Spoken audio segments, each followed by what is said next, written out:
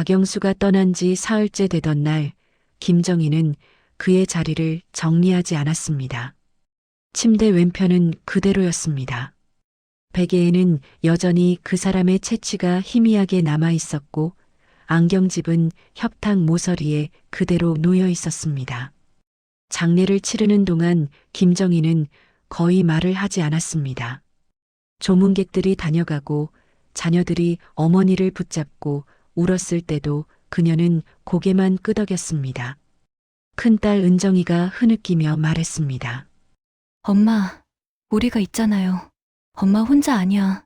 김정희는 딸의 등을 가만히 쓰다듬었습니다.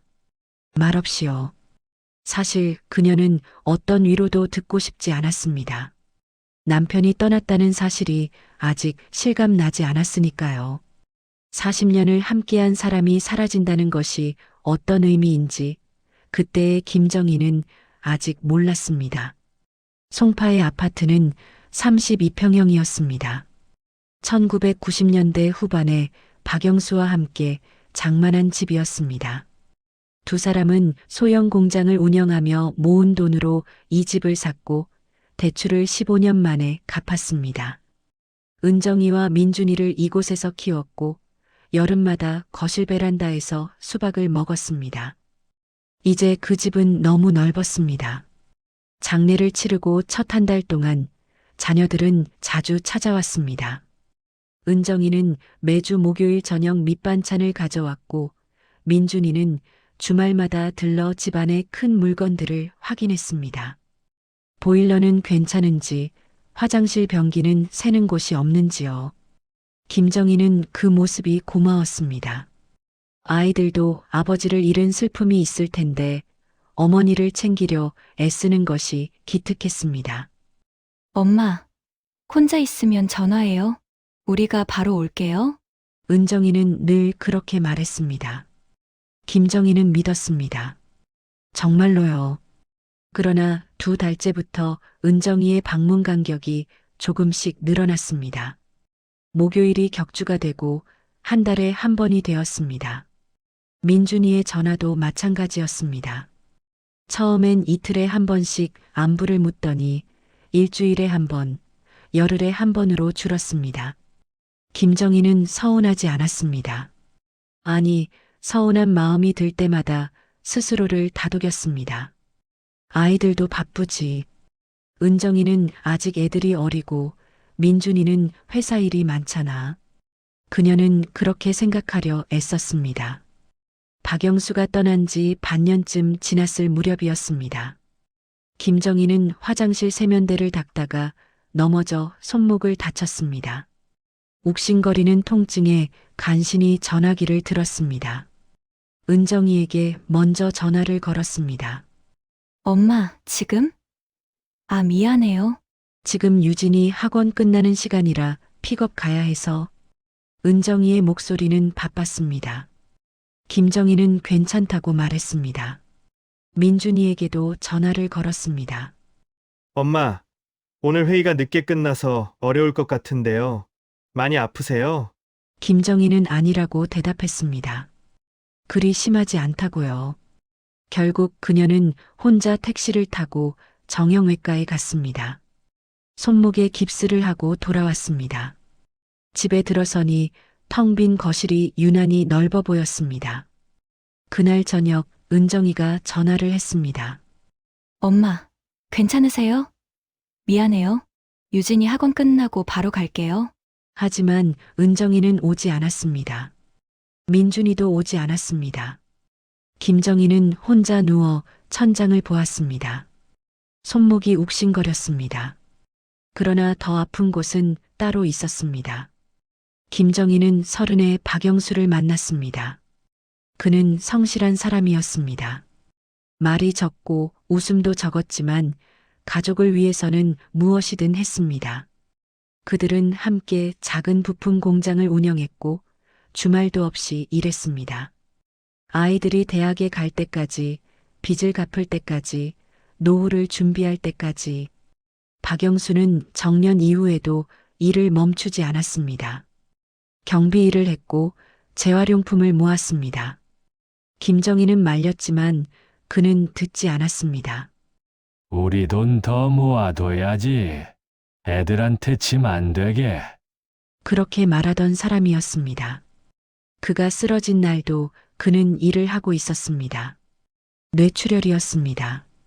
김정희가 병원에 달려갔을 때 남편은 이미 의식이 없었습니다. 닷새를 버티지 못하고 박영수는 떠났습니다. 그리고 김정희는 혼자 남았습니다. 장례 후 10달이 지난 어느 날, 김정희는 거실 소파에 앉아 휴대폰을 들여다보았습니다. 은정이의 SNS였습니다. 손주 유진이의 생일 사진이 올라와 있었습니다.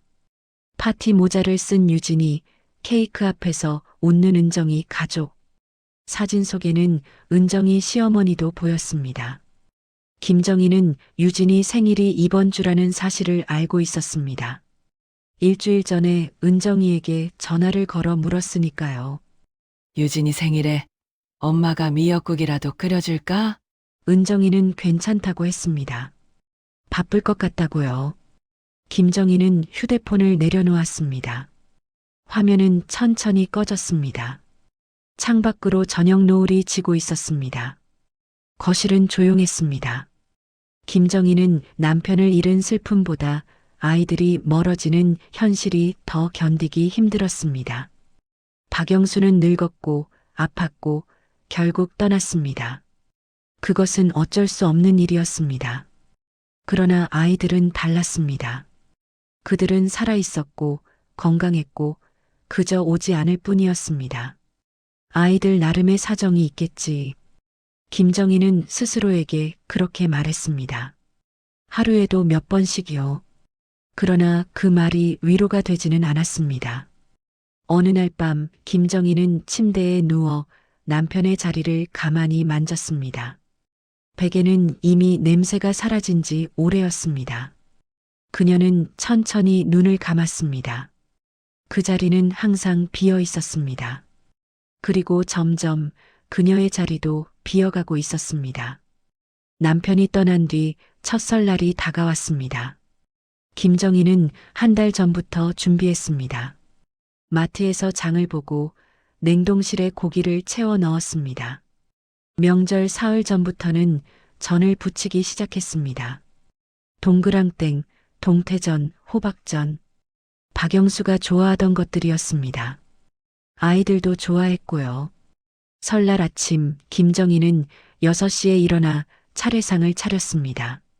남편의 사진 앞에 밥과 국을 놓고 과일을 올렸습니다. 혼자 절을 했습니다. 그리고 식탁을 정리하고 거실을 청소했습니다. 전화기를 확인했습니다. 메시지가 하나 와 있었습니다. 은정이었습니다. 엄마, 새해 복 많이 받으세요. 이번엔 시댁 먼저 가야 해서 저녁에 갈게요. 김정희는 답장을 보냈습니다. 그래. 천천히 와. 민준이에게서도 연락이 왔습니다. 엄마, 새해 복 많이 받으세요. 처가 다녀오고 시간 되면 들르게요. 김정희는 같은 답을 보냈습니다.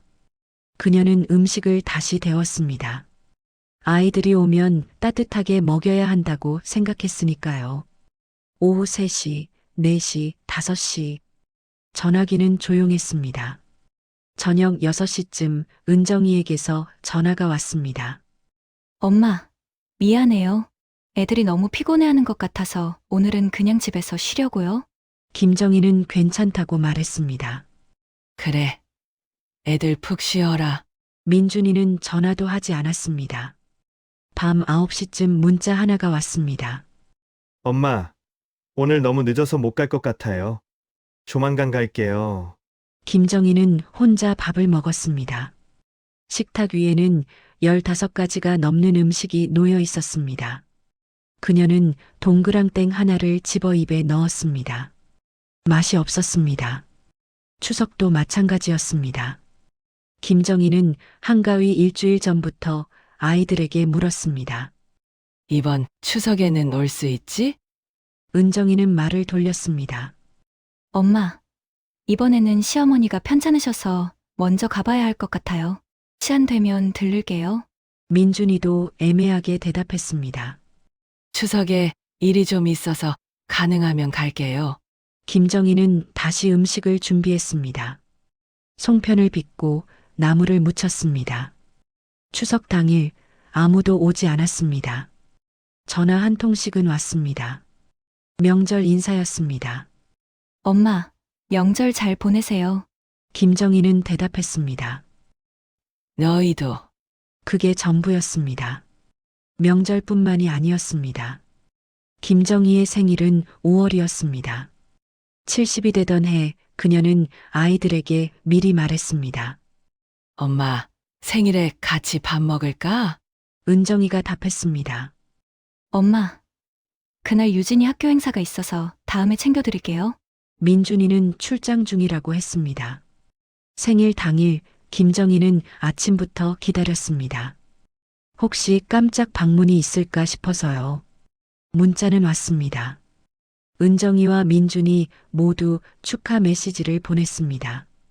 계좌로 10만 원씩 입금도 되었습니다. 김정희는 혼자 미역국을 끓였습니다. 박영수와 함께 먹던 방식 그대로요. 그녀는 숟가락을 들었다 놓았습니다. 식욕이 없었습니다. 손목 깁스를 풀던 날 김정희는 다시 혼자였습니다. 정형외과 의사가 물었습니다. 보호자분은 안 오셨어요? 김정희는 웃으며 말했습니다. 애들이 바빠서요. 의사는 더 묻지 않았습니다. 김정희는 혼자 택시를 타고 집으로 돌아왔습니다. 손목은 나았지만 왠지 몸이 무거웠습니다. 집에 도착해 휴대폰을 확인했습니다. 은정이의 SNS에 새 게시물이 올라와 있었습니다. 가족 나들이 사진이었습니다. 유진이와 시어머니, 은정이, 가족이 함께 찍은 사진. 다들 웃고 있었습니다. 김정희는 화면을 오래 들여다보았습니다. 언제 찍은 사진일까요? 아마 지난 주말이었을 겁니다. 그때 은정이는 바빠서 올 수 없다고 했었으니까요. 그녀는 휴대폰을 내려놓았습니다. 거실은 조용했습니다. 김정희는 점점 더 조심스러워졌습니다. 아이들에게 전화를 걸 때마다 미안한 마음이 들었습니다. 괜히 부담을 주는 건 아닐까, 바쁜데 방해하는 건 아닐까. 그래서 그녀는 용건이 있을 때만 전화를 걸었습니다. 그것도 짧게요. 은정아, 엄마 괜찮아. 그냥 목소리 듣고 싶어서. 민준아, 바쁘지? 그럼 나중에 전화해. 아이들은 고마워했습니다. 어머니가 이해심이 많다고요. 김정희는 그 말이 기뻤습니다. 동시에 슬펐습니다. 어느 날 저녁 김정희는 손주 유진이의 입학식 사진을 SNS에서 보았습니다. 교복을 입은 유진이, 꽃다발을 든 은정이, 가족들이 학교 앞에서 찍은 단체 사진도 있었습니다. 김정희는 유진이가 중학교에 입학한다는 사실조차 몰랐습니다. 은정이가 말해주지 않았으니까요. 그녀는 은정이에게 전화를 걸었습니다. 은정아, 유진이 입학 축하한다. 엄마가 몰랐네. 은정이는 당황한 듯 말했습니다. 아, 엄마 미안해요. 너무 정신없어서 말씀 못 드렸어요. 김정희는 괜찮다고 했습니다. 그래, 바빴겠다. 유진이 잘 크고 있네. 전화를 끊고 나서 김정희는 창밖을 보았습니다. 봄이었습니다. 아파트 단지에 벚꽃이 피어 있었습니다. 예쁜 계절이었습니다. 그러나 그녀의 마음은 봄 같지 않았습니다. 김정희는 스스로에게 되뇌었습니다. 아이들도 나름 사정이 있지. 며느리 눈치도 봐야 하고 회사 일도 바쁘고 아직 어리니까 부모가 필요 없다고 생각하는 거야. 나중에는 오겠지. 엄마가 너무 집착하는 것 같아. 애들한테 부담 주면 안 돼. 그렇게 자신을 다독였습니다. 하루에도 수십 번씩이요. 그러나 밤이 되면 달랐습니다. 혼자 누워 천장을 볼 때면 그 모든 합리화가 무너졌습니다. 김정희는 알고 있었습니다. 아이들이 바쁜 게 아니라 자신이 우선순위에서 밀려난 것뿐이라는 거리요. 그래도 그녀는 기다렸습니다. 전화기를 옆에 두고 메시지를 확인하고 SNS를 들여다보며 기다림이 일상이 되었습니다. 그리고 그 기다림은 점점 더 무거워졌습니다. 남편이 떠난 지 10년이 되는 해였습니다. 추석이 한 달 앞으로 다가왔을 때 김정희는 처음으로 아이들에게 간청했습니다. 이번 추석에는 그녀는 말을 잇지 못했습니다. 전화기 너머로 은정이의 숨소리가 들렸습니다. 이번 추석에는 꼭 왔으면 좋겠다. 같이 밥 한 끼만 먹자. 은정이는 잠시 침묵했습니다. 엄마, 나 시댁도 가야 하는데. 알아. 그래도 잠깐이라도, 1시간만이라도. 김정희의 목소리는 떨렸습니다. 그녀는 평생 자식들에게 이런 식으로 부탁한 적이 없었습니다. 한번 얘기해 볼게요. 은정이는 그렇게 말했습니다. 확답은 아니었습니다. 그러나 김정희는 그 말을 붙잡았습니다. 민준이에게도 같은 부탁을 했습니다. 민준아, 아빠 10주기 추석이야. 이번에는 가족들 얼굴 좀 보고 싶구나. 민준이도 애매하게 대답했습니다. 처가도 가봐야 하는데 시간 나면 갈게요. 김정희는 알고 있었습니다. 시간 나면이라는 말이 무엇을 의미하는지요. 그러나 그녀는 포기하지 않았습니다. 그래. 시간 나면 엄마가 기다릴게. 추석 이틀 전 김정희는 마트에 갔습니다. 카트 2개 분량의 장을 봤습니다. 소고기, 돼지고기, 갈치, 명태, 갖은 나물과 과일들. 계산대 직원이 물었습니다. 손님, 대가족이세요? 김정희는 웃으며 고개를 끄덕였습니다. 애들이 다 모여요. 거짓말이었습니다. 아직은요. 집으로 돌아와 냉장고를 정리했습니다. 식재료를 차곡차곡 넣었습니다. 그리고 하루 종일 음식을 만들었습니다. 전을 부치고 나물을 무치고 갈비찜을 했습니다. 손이 익숙하게 움직였습니다. 40년을 해온 일이었으니까요. 추석 하루 전날 밤 김정희는 송편을 빚었습니다. 쌀가루 반죽을 치대고 소를 넣고 동그랗게 빚었습니다. 100개가 넘게 만들었습니다. 은정이네 가족, 민준이네 가족, 그리고 혹시 모를 손님들까지 모두가 배불리 먹을 수 있도록요. 송편을 찌는 동안 김정희는 거실 소파에 앉았습니다. 휴대폰을 확인했습니다. 메시지는 없었습니다. 그녀는 은정이에게 문자를 보냈습니다. 내일 몇 시쯤 올 수 있을까? 답장은 1시간 뒤에 왔습니다. 엄마, 아직 확실하지 않아요. 시댁 일정 보고 연락드릴게요. 김정희는 민준이에게도 같은 질문을 했습니다. 내일 와줄 수 있지? 민준이의 답장도 비슷했습니다. 처갓집 다녀오고 시간 되면요. 김정희는 답장을 보내지 않았습니다. 무슨 말을 해야 할지 몰랐으니까요. 추석 당일 아침 김정희는 6시에 일어났습니다. 차례를 지냈습니다. 남편 박영수의 사진 앞에 음식을 올렸습니다. 여보, 오늘은 애들이 올 거예요. 그녀는 남편에게 말했습니다. 사진 속 박영수는 미소 짓고 있었습니다. 차례를 마치고 음식을 다시 데웠습니다. 상을 차렸습니다. 거실 테이블에는 15가지가 넘는 음식이 놓였습니다. 김정희는 그릇 하나하나를 정성스럽게 배치했습니다. 집안을 청소했습니다. 거실을 쓸고 닦았습니다.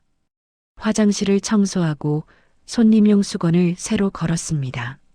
손주들이 쓸 방도 정리했습니다. 이불을 널고 인형을 가지런히 놓았습니다. 오전 10시가 되었습니다. 김정희는 휴대폰을 확인했습니다. 연락이 없었습니다. 그녀는 은정이에게 전화를 걸었습니다. 엄마, 지금 시댁이에요. 조금 늦을 것 같아요. 그래. 천천히 와. 엄마가 기다릴게. 오후 1시, 2시, 3시. 전화기는 조용했습니다. 김정희는 식탁 앞에 앉아 있었습니다. 음식에서 김이 모락모락 올라왔습니다. 그녀는 1시간에 한 번씩 음식을 데웠습니다. 아이들이 왔을 때 따뜻하게 먹일 수 있도록요. 오후 4시쯤 민준이에게 전화를 걸었습니다. 벨소리만 울렸습니다. 받지 않았습니다. 오후 6시가 되었습니다. 해가 기울기 시작했습니다. 김정희는 창밖을 보았습니다. 아파트 단지 안으로 사람들이 오가고 있었습니다. 명절을 맞아 가족을 만나러 오는 사람들이었습니다. 아이들 손을 잡고 걷는 부부, 큰 짐을 든 젊은이들, 웃으며 걷는 가족들. 김정희는 고개를 돌렸습니다. 오후 7시 은정이에게서 문자가 왔습니다. 엄마, 미안해요. 오늘은 시댁에서 저녁까지 먹기로 해서 못 갈 것 같아요. 다음에 꼭 뵐게요. 김정희는 휴대폰을 내려놓았습니다. 손이 떨렸습니다. 오후 8시 민준이에게서도 연락이 왔습니다. 엄마, 처갓집에서 일이 생겨서 늦어졌어요. 오늘은 어려울 것 같습니다. 김정희는 답장을 쓰지 않았습니다. 밤 9시가 되었습니다. 김정희는 식탁 앞에 앉아 있었습니다. 15가지 음식이 그대로 놓여 있었습니다. 식어버린 음식들이었습니다. 그녀는 젓가락을 들었습니다. 송편 하나를 집었습니다. 입에 넣었습니다. 삼키지 못했습니다. 거실은 너무 조용했습니다. 벽시계 소리만 똑딱똑딱 울렸습니다. 김정희는 남편의 사진을 보았습니다. 여보, 그녀의 목소리는 떨렸습니다. 우리 애들이 안 왔어요. 사진 속 박영수는 여전히 웃고 있었습니다. 김정희는 눈을 감았습니다. 눈물이 흘렀습니다. 처음이었습니다. 남편이 떠난 뒤로 처음 우는 것이었습니다. 그녀는 오랫동안 울었습니다. 소리 없이요. 밤 11시가 넘어서야 김정희는 울음을 그쳤습니다. 그녀는 천천히 일어나 음식을 정리했습니다. 하나씩 냉장고에 넣었습니다. 기계적으로 움직였습니다. 설거지를 했습니다. 식탁을 닦았습니다. 모든 일을 마치고 김정희는 소파에 앉았습니다. 창밖을 보았습니다. 아파트 창문마다 불이 켜져 있었습니다. 어느 집에선 웃음소리가 들렸습니다. 김정희는 깨달았습니다. 자신이 10년 동안 기다린 것은 아이들이 아니었다는 것을요. 그녀가 기다린 것은 언젠가는 올 거야라는 희망이었습니다. 그 희망이라는 착각이었습니다. 그리고 이제 그 희망은 완전히 사라졌습니다. 김정희는 휴대폰을 들었습니다. SNS를 열었습니다. 은정이의 계정에 새 사진이 올라와 있었습니다. 시댁 가족들과 찍은 단체 사진. 모두가 한복을 입고 웃고 있었습니다. 사진 아래 글이 적혀 있었습니다. 행복한 한가위 보내세요. 김정희는 휴대폰을 내려놓았습니다. 그녀는 오랫동안 앉아 있었습니다. 생각했습니다. 10년을 기다렸습니다. 이제는 더 이상 기다릴 수 없다는 것을요. 무언가 바꿔야 한다는 것을요. 새벽 2시 김정희는 노트 한 권을 꺼냈습니다. 펜을 들었습니다. 그리고 천천히 글을 쓰기 시작했습니다. 해야 할 일들을요. 추석 다음 날 아침 김정희는 6시에 눈을 떴습니다. 잠을 제대로 자지 못했지만 머리는 맑았습니다. 그녀는 침대에서 일어나 세면대 앞에 섰습니다. 거울 속 자신을 보았습니다. 70세의 얼굴이었습니다. 주름이 깊었고 머리카락은 희끗했습니다. 그러나 눈빛은 어제와 달랐습니다. 김정희는 옷을 갈아입었습니다. 서랍 깊숙이 넣어두었던 남색 재킷을 꺼냈습니다. 박영수가 환갑 때 선물했던 옷이었습니다. 그녀는 10년 만에 그 옷을 입었습니다. 아침을 먹지 않았습니다. 대신 어젯밤 적어둔 노트를 펼쳤습니다. 첫 번째 줄을 읽었습니다. 변호사 이성훈. 이성훈 변호사 사무실은 송파구청 근처에 있었습니다. 김정희는 오전 10시에 도착했습니다.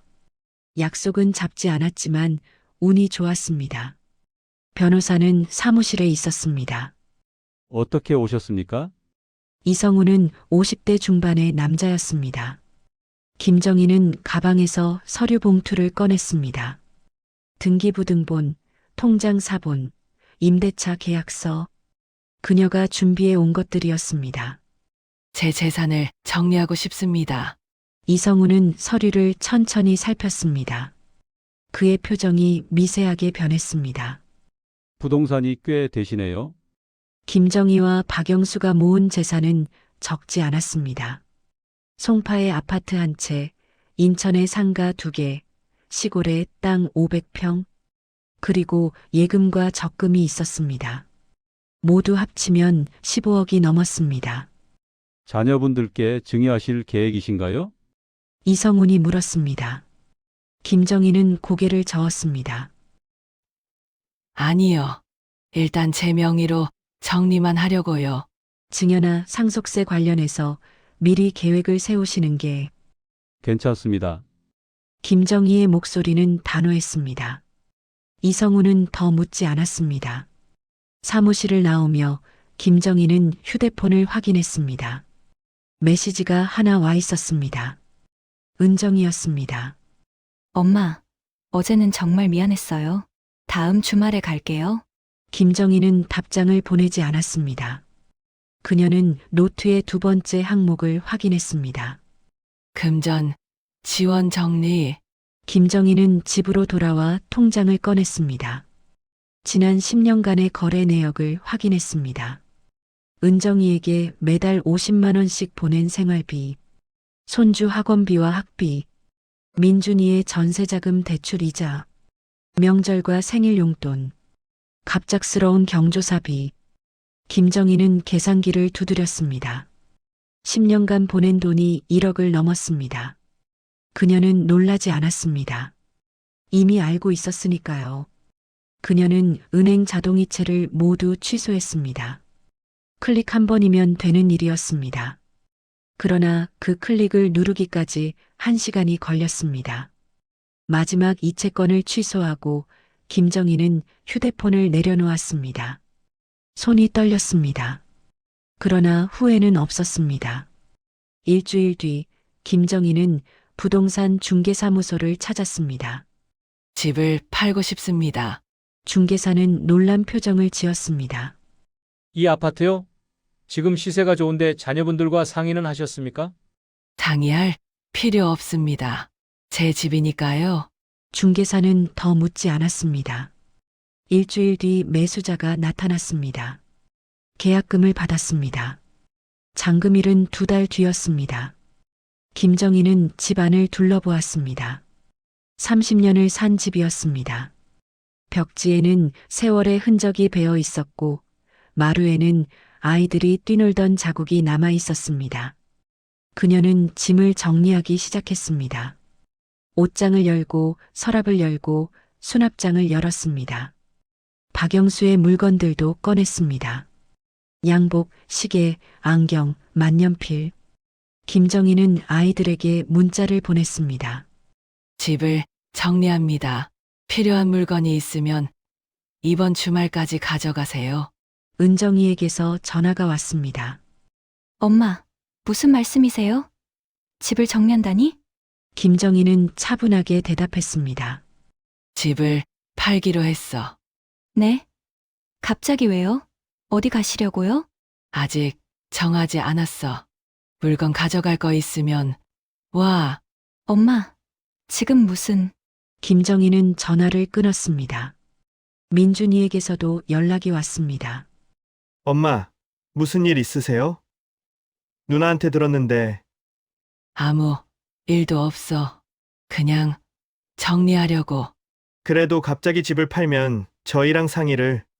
상의할 일 아니야. 엄마 집이니까. 민준이는 말을 잇지 못했습니다. 주말이 되었습니다.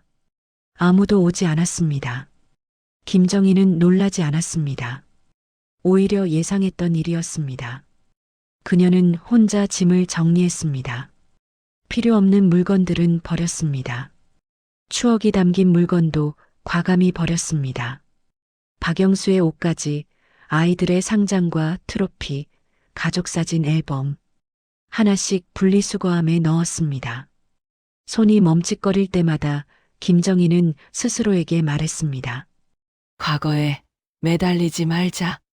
일주일이 지났습니다. 여전히 아무도 오지 않았습니다. 김정희는 남은 물건들을 기부했습니다. 구세군에 전화를 걸어 가구와 가전제품을 내놓았습니다. 집은 점점 비어갔습니다. 한 달이 지났습니다. 김정희는 여수행 기차표를 예매했습니다. 여수는 남편과 처음 신혼여행을 갔던 곳이었습니다. 그곳에서 새로 시작하고 싶었습니다. 온라인으로 작은 빌라를 계약했습니다. 바다가 보이는 집이었습니다. 방 2개짜리 작은 집. 혼자 살기에 충분했습니다. 장금일 전날 밤 김정희는 빈집에 홀로 앉아 있었습니다. 짐은 이미 붙여보냈습니다. 그녀에게 남은 것은 큰 가방 하나뿐이었습니다. 휴대폰이 울렸습니다. 은정이었습니다. 받지 않았습니다. 민준이도 전화를 걸어왔습니다.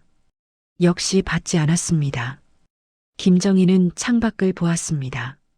아파트 단지에 불이 하나씩 꺼지고 있었습니다. 밤이 깊어지고 있었습니다. 다음 날 아침 김정희는 집을 나섰습니다. 현관문을 잠그기 전 그녀는 한 번 뒤를 돌아보았습니다. 빈집이었습니다. 30년의 기억이 사라진 공간이었습니다. 김정희는 문을 닫았습니다. 열쇠를 중개사에게 맡기고 역으로 향했습니다. 기차에 올랐습니다. 창밖으로 서울이 멀어졌습니다. 김정희는 눈을 감았습니다. 그녀는 도망치는 것이 아니었습니다. 회복하는 것이었습니다.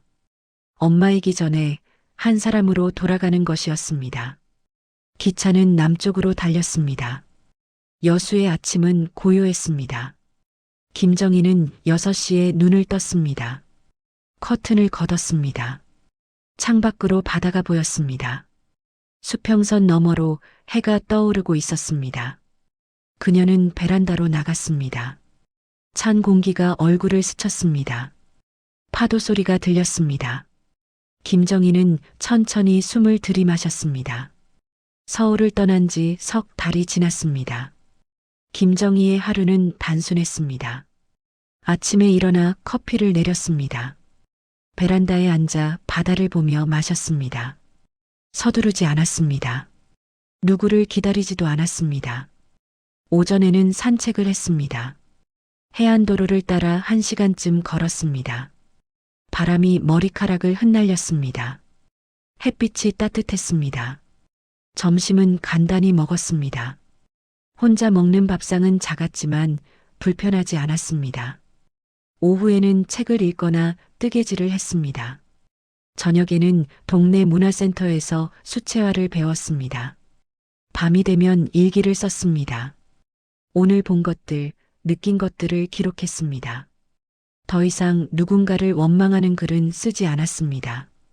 처음 몇 주는 휴대폰이 자주 울렸습니다. 은정이와 민준이의 전화였습니다. 김정희는 받지 않았습니다. 문자 메시지도 읽지 않았습니다. 한 달쯤 지나자 연락이 뜸해졌습니다. 김정희는 놀라지 않았습니다.